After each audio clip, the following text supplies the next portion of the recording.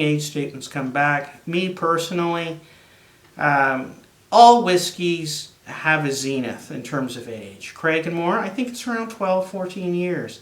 There'll be distillers editions that are got more. But when this says 12 years, as you know, it's 12 years is the age of the youngest whiskey in here from the Craigenmore distillery.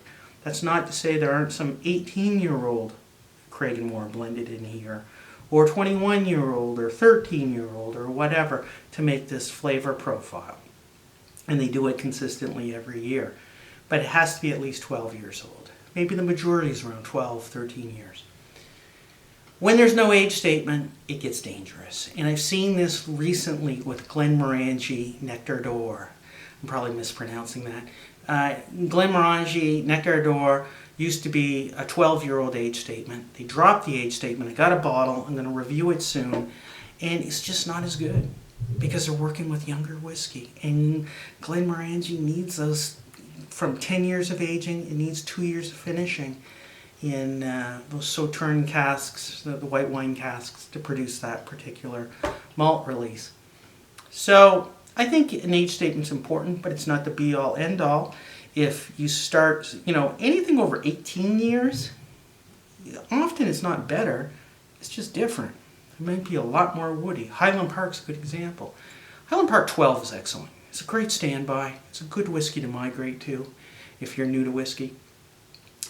Highland Park 18 is excellent, more robust, more sherried than the 12. But then after the 18-year-old, there's also a 25-year-old. And then there's, I think, a 30-year-old and even older than that. Well, the 25 I've had a lot of over the years. And really, I can't say it's better than the 18.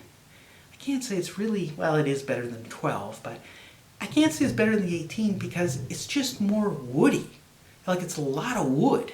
And that's not necessarily better for my palate. And I know they have to charge a higher price because it took longer to produce that bottle. There was more evaporation, more angel's share, more wood management, more work by the master blenders and the distillers, and everything else.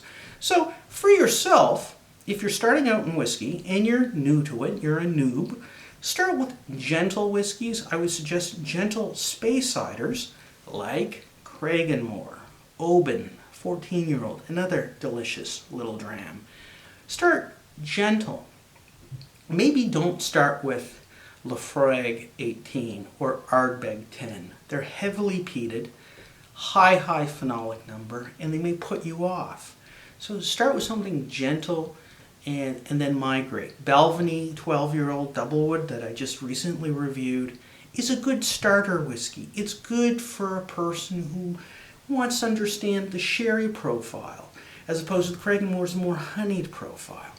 Glenmorangie has an excellent range of whiskeys, and they're all very approachable. So read reviews, see what's gentle, start with that. And I think I'm done. This is probably the longest video I've ever done. I hope I've addressed the questions of Sean, and cheers. And we will be doing a review next week or maybe in a couple days. Glenmorangie Nectar d'Or, no age statement. Like I said, I'm a little disappointed in it, but kind of a spoiler. Anyway, take care. Craigenmore 12. Never get tired of it. Take care.